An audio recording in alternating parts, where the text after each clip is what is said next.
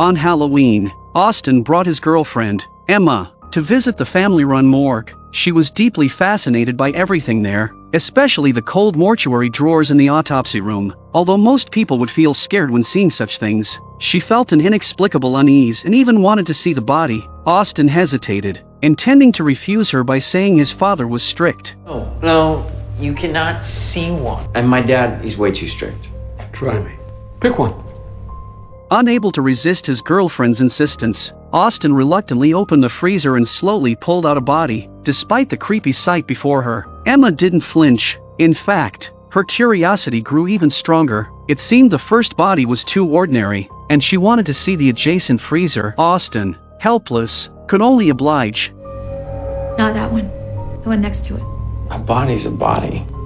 Yeah, but I picked that one. However, the next corpse was somewhat strange. Its face was covered with a white cloth, and there was a bell tied around its ankle, creating a sense of unease. He explained that a gunshot to the face had completely destroyed the features, so they covered it with a cloth. Yet Emma's curiosity couldn't be restrained. She secretly reached out, attempting to lift the white cloth. As they left the autopsy room, Austin joked about his girlfriend's earlier panic. Just as they were about to take the elevator and leave, a police officer arrived with a new corpse. Austin, unwilling to let his father work overnight alone, reluctantly postponed the date with his girlfriend. He comforted Emma, saying the work would be done by 11, and they could still catch a midnight movie together. After Emma left, Austin returned to the autopsy room. The officer was briefing his father, Tommy, on the case, explaining that since no information was available about the identity of the female corpse, they could only rely on the autopsy to gather clues. They had to work against the clock because the cause of death had to be determined by the next morning.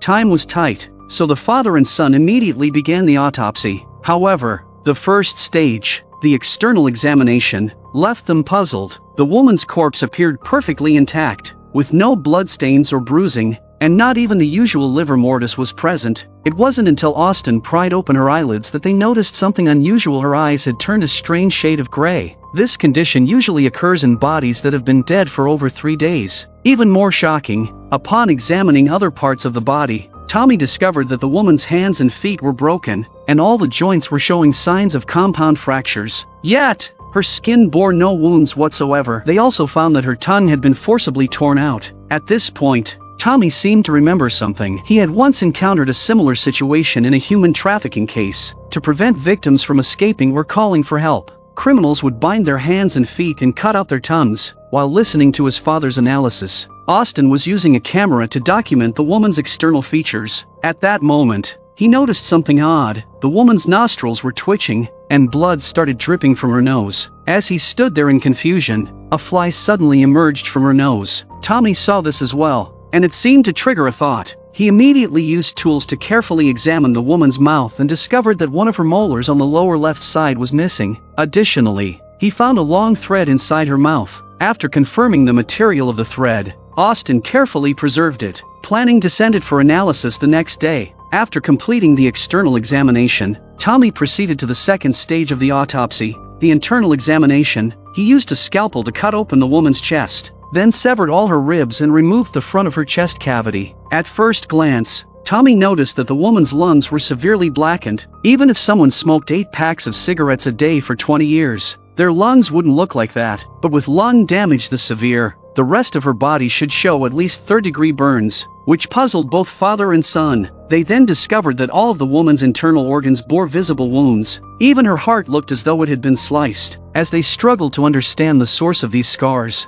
a noise outside interrupted their thoughts. Austin stood up to check it out. As he reached the corridor's corner, he suddenly saw a dark figure reflected in the mirror. Austin was startled and immediately turned to look across the hallway, but the shadow had disappeared. Meanwhile, in the autopsy room, Tommy continued his examination but accidentally cut his wrist on a sharp bone fragment. He quickly washed the wound with some water. At this moment, Austin followed the sound to a ventilation duct. He pulled over a chair and cautiously opened the grate, listening closely to the noise coming from inside. Suddenly, a dark shadow flashed inside the duct, causing Austin to fall off the chair in shock. Hearing the noise, Tommy rushed over, taking the flashlight from his father. Austin shone it into the ventilation duct again. To his surprise, inside was the family cat, covered in wounds. To spare the cat any further suffering, Tommy, with great sadness, swiftly broke its neck and then cremated the body. After calming down, the father and son returned to the autopsy room to continue their work. Tommy carefully cut open the woman's stomach and unexpectedly found a strange object. After cross-referencing a botanical encyclopedia, they confirmed it was a type of mandrake root known for its anesthetic properties. Next, Tommy found a strange bundle of cloth inside her stomach, wrapped around a human tooth. Even more astonishing was that the burlap-like cloth was engraved with a bizarre pattern. Under normal circumstances, the cloth should have been dissolved by stomach acid, but it was perfectly intact. This left the father and son in disbelief. After examining all the evidence, Austin speculated that someone had pulled out the woman's tooth, wrapped it in cloth, and forced her to swallow it. Based on the current clues, he began reconstructing the events that may have led to her death. They couldn't help but wonder if such a complicated method of killing was necessary, suspecting that there might be some mysterious religious rituals behind it. The disturbing part was that, despite the cruel methods used, there wasn't a single mark on the body's surface. Just as the father and son were racking their brains trying to determine the cause of death, Tommy's eyes suddenly lit up. He held his breath and carefully peeled back the skin on the corpse with a scalpel. Underneath the surface was another layer of bloody, mangled skin, and it had strange symbols carved into it. At that moment, as if summoned by an unknown force, the morgue's freezers began to open one by one, and before they could react, the lights overhead started flickering wildly. The bulbs then exploded with a loud bang, leaving the room shrouded in darkness. The air grew icy, sending shivers down their spines. When things finally calmed down, Austin, trembling, turned on his phone's flashlight. The sight before them was horrifying. All the bodies in the freezers had vanished. Tommy's heart sank, and he immediately decided they had to leave. Fortunately, the backup generator kicked in, providing faint light, but it wasn't enough to power the elevator. They rushed toward another exit, only to find that a fallen tree had blocked the door, trapping them inside as lightning flashed and thunder roared outside. Austin pulled out his phone, only to find there was no signal. They ran back to the office to try the landline, but Tommy's voice was drowned out by the violent storm outside. Just as he dejectedly put down the phone, they suddenly heard the eerie sound of a bell outside the door. Austin, shaking with fear, slowly approached the door, holding his breath. He peeked through the crack. Then the door began to tremble violently as if something was trying to break in. The father and son hurriedly dragged over some boxes to barricade the door. Though they had a vague idea of what might be outside, they still didn't want to believe what was happening. The commotion outside gradually subsided, but Tommy noticed that the wound on his wrist had reopened. He went into the bathroom to wash the cut, but then the shower curtain nearby began moving eerily on its own. Holding his breath, Tommy cautiously approached to take a look. Suddenly, Tommy was viciously attacked, and in the dim light, he barely caught a glimpse of a pale eye. When Austin burst through the door, the attacker had already disappeared without a trace. While treating the wound, Tommy recalled that eye, and a horrifying thought crept into his mind. Could all of this be related to the unidentified woman's body?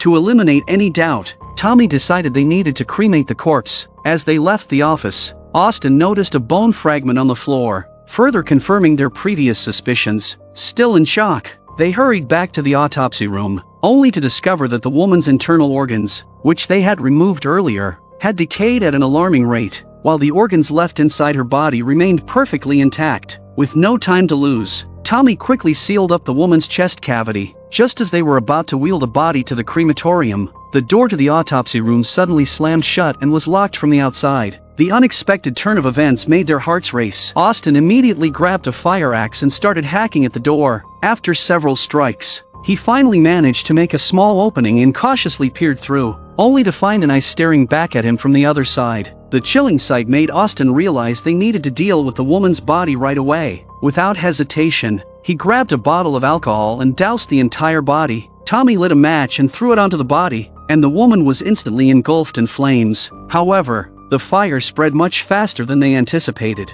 and just as it was about to get out of control, Tommy quickly grabbed the fire extinguisher from Austin and put out the flames in the archive room. Then, something even more unbelievable happened. The flames on the woman's body gradually went out on their own. Her body showed no signs of burn marks, completely shattering their understanding of reality. At that moment, the door that had been locked mysteriously unlocked itself, and they heard the sound of the elevator operating again. The father and son rushed to the elevator, unaware that a shadowy figure was silently approaching, and the lights above them began to flicker and shut off one by one. The hallway plunged into darkness as the elevator arrived. Panicked, the father and son rushed inside, Just as the elevator doors were about to close, the morgue's power cut out once more, and they were enveloped in a deathly silence, save for the sound of the bell ringing. Growing ever closer, Tommy grabbed the axe from Austin's hands, standing guard at the door as the shadow approached. He swung without hesitation, but when the lights flickered back on,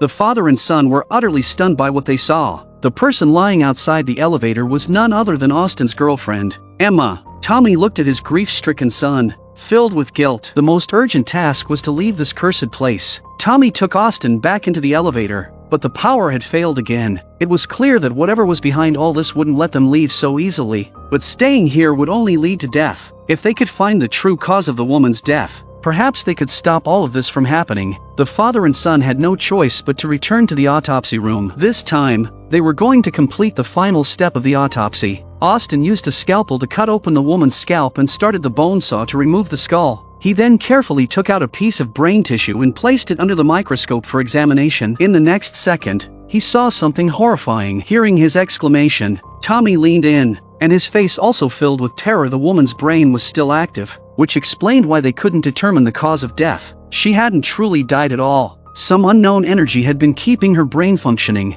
This discovery left both father and son in shock and fear. They realized they were dealing with something beyond their comprehension. At that moment, as Austin inadvertently flipped over the piece of cloth they had found earlier, he discovered new clues. When he folded the cloth twice, the letters on it mysteriously formed a passage from the Bible. Tommy, using this verse, found the corresponding chapter in the Bible and finally uncovered the truth behind the mysterious events. It turned out that the woman had lived in the 17th century in the North. During a brutal witch hunt, many innocent girls were captured and executed as witches, and this corpse belonged to the only woman who wasn't hanged. She had been subjected to unspeakable torture as people tried to force her to reveal the identities of other witches. Finally, they performed a dark religious ritual to kill her in a cruel manner. Just then, a loud crash came from outside the door, and Austin rushed to hold it shut. Having understood everything, Tommy, wanting to save his son's life, slowly spoke to the woman. "I'm willing to bear all your pain." It was as if the woman had heard Tommy's plea because the noise outside instantly stopped. At the same time,